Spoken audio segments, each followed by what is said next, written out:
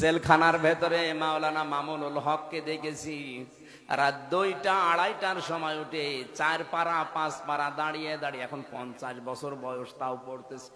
আমার 33 বছর বয়স, আমার পা লেগে যায় 2 পারা পড়তে, অথচ তার মাথায় ব্যথা। দেখবেন যখন আদালতে আসে তখন কোণের ভেতরে ভর দিয়ে আসে, অথচ এরপরও জেলের ভেতরে থাকাকালীন প্রতিদিন এই 3টা বছরে তাদের তাহাজ্জুদ আর নফল নামাজ মিলে প্রায় 6-7 পারা করে পড়ে। আমরা পারি না। আমিও তো হাফেজ, আমার মাজাও ব্যথা না, পাও ব্যথা না, 2 পারা পড়তে গেলে কেমন যেন লাগে। আমার বয়স 33, ওনার বয়স 50, তারপরও ইবাদতে আমি পারছি না ওনার সাথে। কারণ ইবাদতের ভেতরে একটা মজা আছে। যদি রাতের বেলা তাহাজ্জুদ নামাজে আপনি কান্না করতে পারেন সেজদা দিয়ে, স্ত্রী ব্যবহারে ওই শান্তি পাবেন না। এ পৃথিবীতে আমাদের কাছে সবচাইতে বেশি আনন্দের কাজ মনে হয় স্ত্রীর ব্যবহার।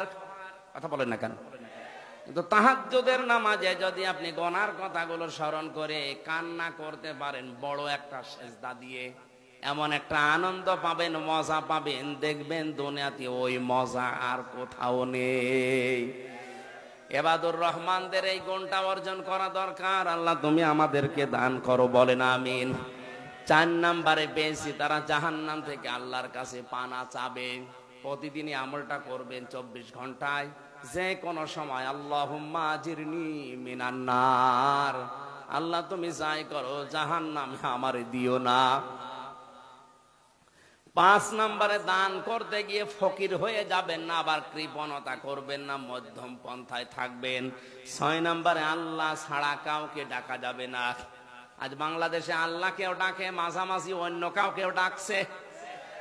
এই যে ব্রাহ্মণবাড়িয়া এলাকায় যারা আল্লাহকে ডাকতেছে, অধিকাংশ দরবার গুলোতে কিছুক্ষণ ইয়া আল্লাহ ইয়া আল্লাহ, এরপর ইয়া আলী বাবা, শাহ আলী বাবা, দয়াল বাবা, খাজা বাবা, এই কথা বলছেন কেন?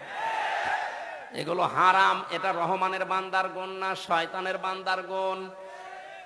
7 নম্বরে অন্যায় ভাবে কাউকে করা যাবে না, রায়ও দেওয়া যাবে না।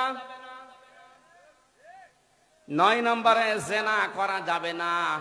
এখানে 3টা বললাম পরপর। আল্লাহ বাদে অন্য কাউকে যারা ডাকে, অথবা আল্লাহকে ডাকে পাশাপাশি অন্য কাউকে যারা জুড়ে দেয়।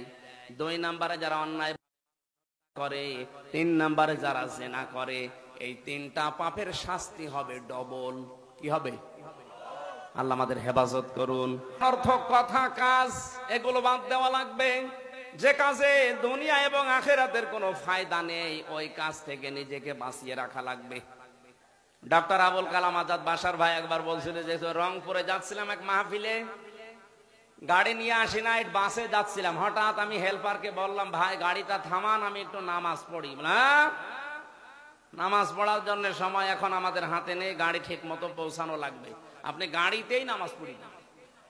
গাড়িতে তো নামাজ পড়ে নেব, তো পশ্চিম কোন দিকে?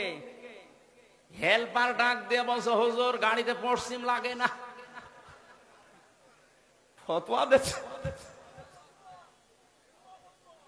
অথচ লোকটা ডক্টর, তারে ফতোয়া দিচ্ছে হুজুর গাড়িতে পশ্চিম লাগে না।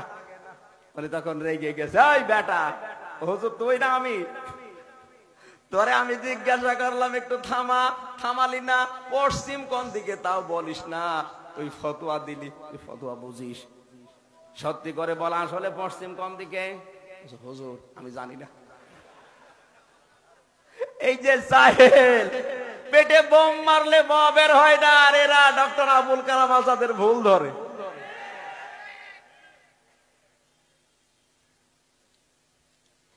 তিন নম্বরে আল্লাহ পাক বলেন, হে নবী, ওই মানুষগুলো আপনার রবের জন্য রাতের বেলা দাঁড়িয়ে যায়। কার জন্যে? والذين يبيتون لربهم سجدا وقياما। রাতের বেলা যখন দাঁড়ায় তারা শুধু দাঁড়িয়েই থাকে না, কোরআনে কারীম তিলাওয়াত করে,